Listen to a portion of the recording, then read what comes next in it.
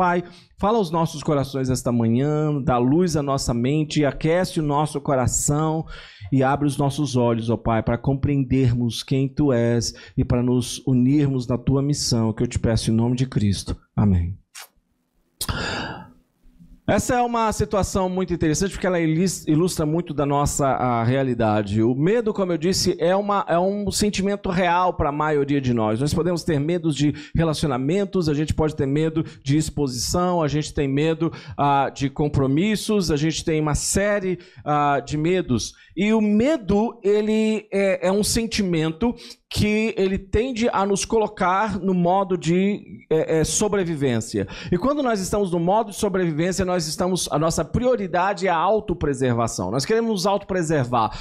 O modo de sobrevivência, ela tem basicamente 4 respostas que você dá quando você está vivendo neste modo. Um é o modo de correr, de fugir, de se esconder, né? De sair daquela situação, de fugir.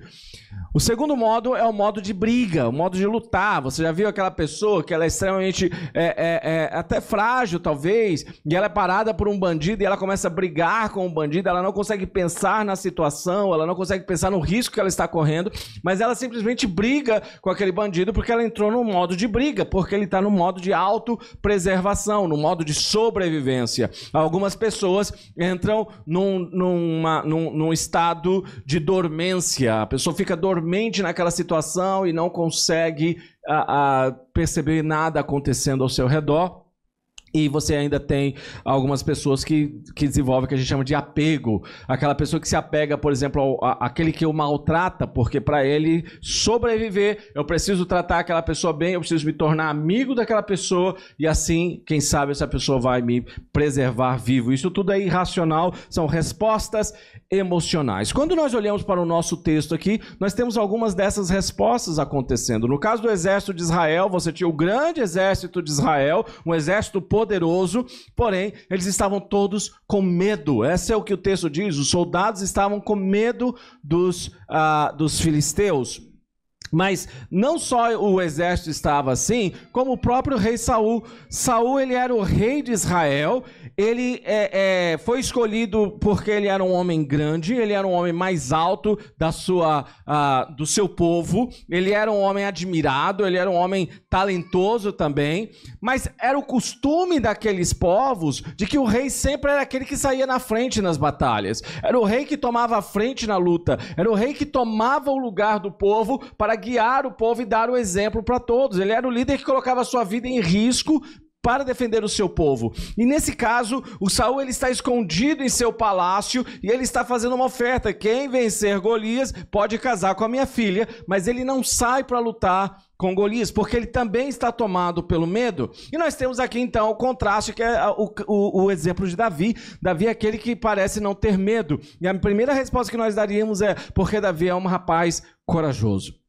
Mas quais são alguns dos elementos que fez com que Davi fizesse aquilo que ninguém mais queria fazer? O que leva Davi a lutar contra Golias? E a primeira coisa que nós percebemos aqui é que Davi tinha um claro sentido de identidade. Ele sabia quem ele era. Ele sabia qual era a sua identidade, porque ele conhecia a Deus, ele conhecia a relação que ele tinha com Deus. Foi ele que escreveu o Salmo 23, que dizia: o Senhor é o meu pastor e nada me faltará. Talvez um dos grandes desafios, e eu venho repetindo isso desde que nós temos começado os nossos encontros aqui, do nosso tempo, da nossa cultura, é nós compreendermos, termos uma clareza de qual é a nossa identidade. Enquanto nós estamos procurando a nossa identidade, nós então vamos associando a nossa identidade com alguma coisa. Em alguns casos, associamos a nossa identidade com a nossa posição, com a nossa nacionalidade, com a nossa carreira,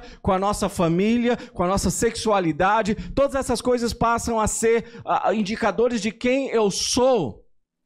O problema é que quando eu não tenho clareza de identidade, eu vou colocar a minha identidade em algo e tudo aquilo que eu coloco para definir a minha identidade passa a ser um tipo de ídolo para mim.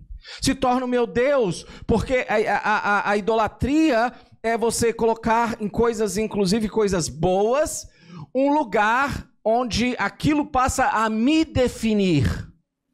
E toda vez que eu vejo aquilo sendo ameaçado, eu corro o risco de ser destruído, de perder aquilo que eu sou, e quando eu perco aquilo que eu sou, minha identidade se desfaz porque ela está construída no lugar errado, então eu sou tomado pelo medo. E a maioria das coisas que nós temos um medo, e não estou falando simplesmente o medo, porque o medo é algo normal, faz parte da nossa existência e de ser humano, mas quando nós temos esse medo que nos coloca numa posição de sobrevivência, quando nós temos um medo que se torna sufocante, que nos paralisa, um medo que nos faz fugir, um medo que nos faz reagir com raiva, ou um medo que nos faz reagir, perder a nossa noção das coisas e ficarmos paralisados, esse medo muitas vezes está associado com coisas que definem a minha identidade. No caso de Saul, se Saul vai à guerra e ele perde aquela luta, ele não tinha só o medo de morrer, mas Saul, ele era um homem muito vaidoso, a sua identidade como rei, como um campeão, era muito importante, de tal forma que algum tempo depois, quando o povo começa a celebrar Davi, Saul matou milhares, Davi dezenas de milhares, ele passa a odiar Davi. Porque Davi passa a ser uma ameaça para a identidade de Saul, porque a identidade de Saul precisa ser preservada.